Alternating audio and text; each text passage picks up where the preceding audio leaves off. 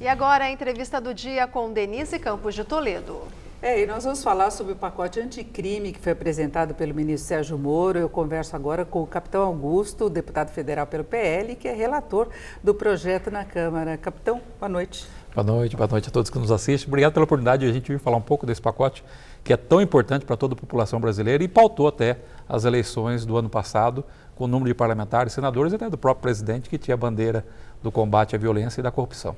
Exatamente. Agora a gente tem uma tramitação meio complicada dessa ideia do projeto, porque tem o seu encaminhamento, vai ser relator na Câmara, agora o Senado também está discutindo o mesmo projeto, com uma outra tramitação paralela.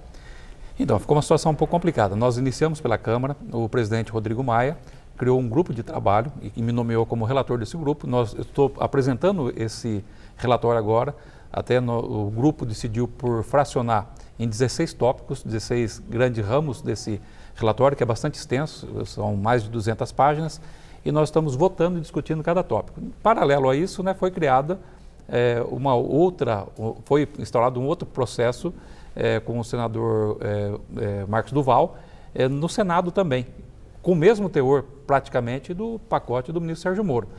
Então agora caberá aos presidentes das casas para verificar qual que terá a prerrogativa de apresentar primeiramente. Eu, ao meu ver, deveria iniciar pela Câmara, ir para o Senado, aí eu obviamente poderia juntar com o que já está sendo feito lá e retornaria para a Câmara para dar a palavra final sobre o pacote.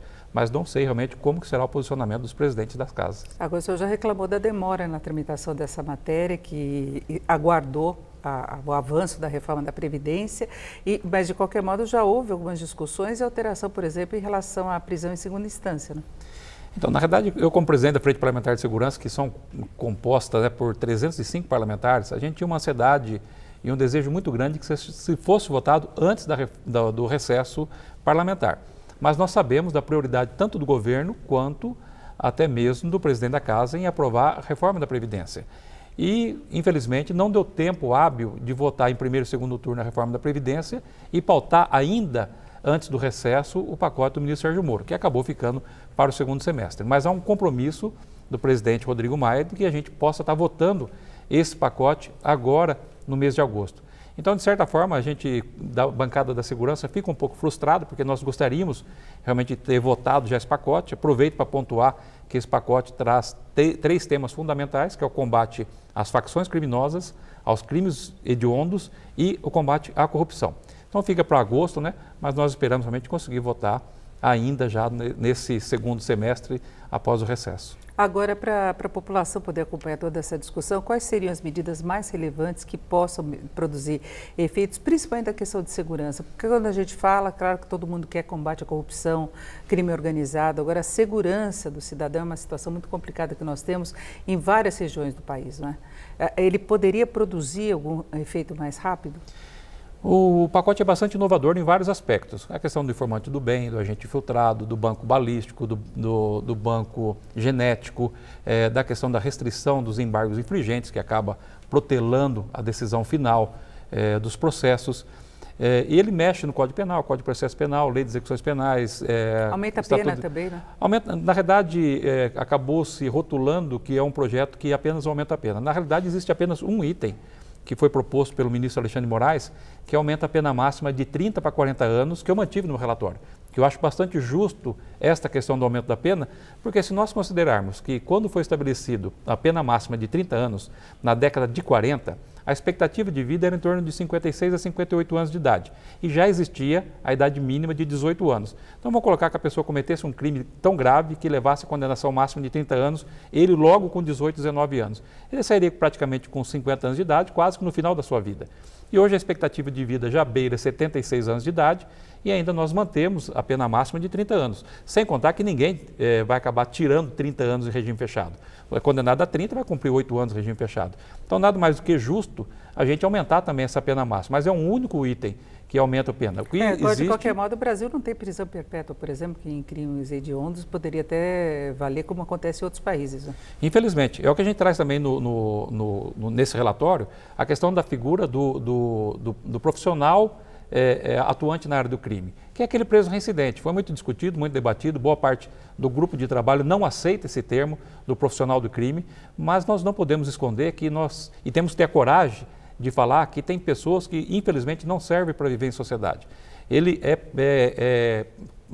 contumaz na reincidência de crimes praticados. Então, para essa pessoa que não serve, não tem a vontade de se reintegrar para a sociedade, o que nos resta é retirar da sociedade para que ele não fique estuprando, não fique matando, não fique roubando, não fique traficando. E é isso que a gente traz também para dentro do relatório e reconhecendo essa figura que, infelizmente, existe no país, realmente, que é esse preso, esse marginal, que é contumaz no cometimento de crimes e não tem o menor interesse em se reintegrar. Assim como também a gente restringe a questão das saídas temporárias, porque a saída temporária e a progressão da pena visa a reintegração do preso para a sociedade. E como é que a gente pode colocar no regime de progressão de pena alguém que está vinculado a uma facção criminosa? Então ele está saindo, mantendo esse vínculo, ele não tem interesse nenhum de se reintegrar à sociedade. E assassinos também, não é? Que acabam cometendo novos crimes exatamente iguais os que o levaram à prisão, eles saem nessa possibilidade aí dada pela legislação e cometem o mesmo crime. Por isso mesmo que a gente está colocando essa questão desse endurecimento também até mesmo na progressão da pena. E sem contar que essas saídas temporárias é algo que aumenta em muito a criminalidade no país. Porque os presos ainda mantêm esse vínculo com as facções criminosas. Então, por isso que esse pacote ele endurece bastante a questão da legislação penal, aumenta apenas um item, que é a pena máxima, mas a gente traz coisas inovadoras, como até mesmo a gente nominar as facções criminosas no país. Agora, uma outra coisa que incomoda muito a sociedade em relação à segurança e às punições é a possibilidade de a pessoa sair da prisão com pouco tempo de cumprir a pena, né? Tem as revisões, tem bom comportamento, tem uma série de fatores que levam a pessoa a antecipar. E muitas vezes é um crime muito grave, né? Que até surpreende quando tem a liberação. A gente fala que o país já não é mais um país da sensação da impunidade, é a impunidade tácita mesmo, né? Você vê que uma pessoa que comete, digamos, um homicídio simples, pode ser chamado homicídio simples, mas você tirou a vida de uma pessoa, de um jovem, de um pai, de um filho, deixa a esposa, a viúva, obviamente sem as condições de sobrevivência, uma série de questões, e esse marginal que assassinou um homicídio simples, ele vai ficar no máximo 3 anos em regime fechado. E a gente fala regime fechado porque é o que realmente é a punição. Porque quando se coloca em regime semiaberto por aí vai, na verdade não existe qualquer meio de a gente estar fiscalizando se a pessoa está frequentando um local compatível, se está retornando para a sua casa às 22 horas, exatamente, qualquer coisa nesse sentido. Então a impunidade reina nesse país. E por isso que eu até fico perplexo em ver, até mesmo dentro do grupo de trabalho que nós estamos atuando lá, pessoas reticentes, resistentes à aprovação de medidas que vai endurecer a legislação penal, para a gente acabar um pouco com a impunidade que reina nesse país.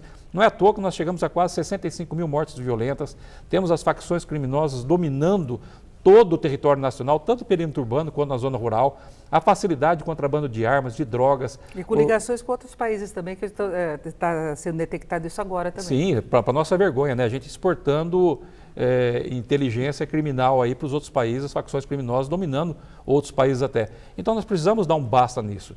E a única forma de você fazer isso é endurecendo a legislação penal e modernizando a legislação penal. Por isso que não dá para acreditar como que ainda há parlamentares que resistem a essa ideia de você mudar a nossa legislação. Como está, não tem como ficar. 65 mil mortes violentas ao ano é um absurdo. Então a gente precisa mudar, mas dentro do plenário, isso nós temos a maioria tranquilamente para conseguir aprovar esse pacote. Teremos resistência ou no grupo de trabalho que estou tendo, ou em alguma comissão especial que se for criada, mas no plenário a gente temos a maioria. E tem condição de ser aprovado ainda este ano? É a nossa expectativa. Esperamos isso aí, porque a população também espera. Eu fui voto vencido, obviamente, mas entre uma previdência que trata de economia e um pacote anticrime e corrupção, que trata dos principais patrimônios que nós temos, que é a vida, a liberdade e o próprio patrimônio das pessoas, eu ficaria com a segunda opção. Então, ao meu ver, obviamente que é uma bandeira minha, a questão de segurança pública, devia se priorizar até mesmo esse pacote e depois ver a reforma da Previdência. Então nós esperamos que no mínimo seja aprovada esse ano ainda. Agora de qualquer modo, mesmo sem a aprovação do pacote, se pode querer uma eficiência maior das polícias de modo geral, de área de segurança, que outras medidas e procedimentos podem dar resultado, né? A legislação nossa é tão arcaica, tão antiquada, tão ineficiente na questão da segurança, que esse pacote ele não vem para resolver, ele vem para minimizar, para melhorar. Nós não estamos tratando da questão do descaso que existe com as forças policiais do país, com a falta de comunicação, com a falta de inteligência. Não estamos tratando da questão dos presídios, que deveria ser tratado, porque hoje o presídio realmente acaba sendo a faculdade do crime, ele entra e sai pior de lá de dentro. Então, são vários aspectos que nós temos que tratar. Tem a questão da redução da maioridade penal, que está parada lá no Senado. Lá nós já fizemos esse pedido para o presidente do Senado, Davi Alcolumbre, para que ele paute e deixe que democraticamente o plenário do Senado decida, porque a duras penas nós conseguimos aprovar no mandato passado a redução da maioridade penal. E isso é uma coisa importante também para evitar crime, porque nós estamos falando da redução da maioridade penal para crimes violentos, crimes hediondos, não é para qualquer tipo de crime até. Não é um menor hoje, né, que está cometendo um pequeno furto, qualquer coisa assim. Não, não. É aquela pessoa que comete crimes realmente hediondos que nós estamos pedindo a redução da maioridade penal. Agora vamos falar de outro assunto. Coincidentemente com essa decisão do presidente de indicar o filho dele para a embaixada lá nos Estados Unidos, houve a reapresentação de um projeto seu que permite que um parlamentar possa ocupar o cargo sem que ele tenha que renunciar ao mandato. Como é que fica essa história? Porque deu a ideia de operação casada. Então, devido até meu vínculo que eu tenho, amizade pessoal com o presidente Bolsonaro, com o próprio Eduardo Bolsonaro, acabou parecendo que foi um projeto que eu fiz para o Eduardo Bolsonaro assumir a embaixada nos Estados Unidos. Na realidade, em 2015, eu pude perceber que, e sou muito crítico realmente com os embaixadores do Brasil, que deveriam contribuir mais para o país, deveriam fazer mais por nós, na parte de turismo, na parte de trazer investimentos de fora, e eu vi que na Constituição já previa a possibilidade do presidente indicar parlamentares para ser embaixadores, assim como pode ser ministros e secretários de Estados, sem ter que renunciar ao mandato. Então, em 2015, eu apresentei essa PEC. Porém, devido a ser um mandato muito tumultuado, no último mandato, não deu tempo de ser votado. E assim que eu fui reeleito, eu estou reapresentando todos os meus projetos que não deu tempo de ser votado. Dentre eles, essa PEC, uma emenda constitucional, que permite ao presidente indicar parlamentares para as embaixadas. Mas Só que foi bem agora. Foi bem agora, acabou, obviamente, suscitando e parecendo que foi algo direcionado para ajudar o Eduardo Bolsonaro, coisa que já é de 2015, que nem sabíamos que o presidente seria o Bolsonaro. Agora, o fato de ser parlamentar também não é garantia de que vai ter maior competência para exercer o cargo de embaixador. Não, mas por outro lado a gente vê também que os embaixadores realmente não têm feito grandes coisas para o país, não têm ajudado muito. E eu vejo que como embaixador ele precisaria ter esse lado comunicativo, esse lado político, esse lado mais dinâmico de ajudar o país, trazer investimentos e principalmente na área do turismo, que é a grande locomotiva geradora de empregos no mundo e é o que mais nós estamos precisando aqui no país. E temos muitos parlamentares que são extremamente qualificados para essa função. E é uma questão que já era previsto na Constituição de 88, foi retirada posteriormente. Então, por isso que eu apresentei essa PEC, que eu acredito sim que tem muitos parlamentares que podem contribuir para o país, representando nós nas embaixadas. Agora, vários parlamentares já manifestaram a preocupação com a possibilidade de essa indicação acabar roubando um pouco a cena no Congresso, criando uma animosidade em relação ao presidente e atrapalhando a tramitação de matérias relevantes, especialmente a reforma da Previdência, que ainda é o foco das discussões, mas tem a questão desses outros pacotes como o anticrime. Pode atrapalhar? Do anticrime, não. Quem é favorável, que é a conhecida bancada da bala na Câmara, não muda de opinião independente de qualquer posição de governo. Mas uma opinião pessoal, eu acho que isso, chegando junto com a reforma da Previdência, que irá para o Senado logo após o recesso, junto com a questão da indicação do Eduardo Bolsonaro para ser o embaixador dos Estados Unidos, eu acho que pode atrapalhar um pouco, sim, a aprovação ou atrasar um pouco a aprovação da Previdência. Isso. Porque as duas coisas vão ser discutidas simultaneamente, né? A indicação dele no Senado e deve chegar no Senado, porque a votação na Câmara deve ser rápida agora. Deve ser rápida. A gente retorna dia 6 de agosto, né? Uma vitória que ninguém esperava, 379 votos, é muito voto, uma reforma da Previdência e considerando que a reforma da Previdência é uma pauta negativa, né? Nós estamos vindo para tirar um pouquinho de cada um e não para dar. Então, foi algo que realmente nos surpreendeu. Né? Então, assim que retornar do recesso, não deve ter dificuldade nenhuma em até repetir essa votação. E no Senado, a gente espera também que seja aprovado de uma forma bastante célere, já que devem incluir os estados e municípios numa PEC paralela e não no que foi aprovado na Câmara agora. Essa seria a melhor alternativa também na sua avaliação? A melhor alternativa, porque se tentar incluir nesse pacote os estados e municípios, e vai ter que retornar para a Câmara, e na Câmara já falou não para a inclusão dos estados e municípios, você corre o risco de perder tudo. Então é melhor manter do jeito que está, ser aprovado no Senado, já é uma garantia, é uma reforma de 950 bilhões para o governo, que é importantíssimo, e põe a PEC paralela lá para a gente tentar incluir os estados e municípios, que eu também acho justo. Perfeito. Eu conversei aqui com o capitão Augusto, que é deputado federal pelo PL de São Paulo e relator do pacote anticrime que foi apresentado pelo ministro Sérgio Moro. Muito obrigada. Eu que agradeço. Deputado. Uma boa noite. Laerte, Luciana.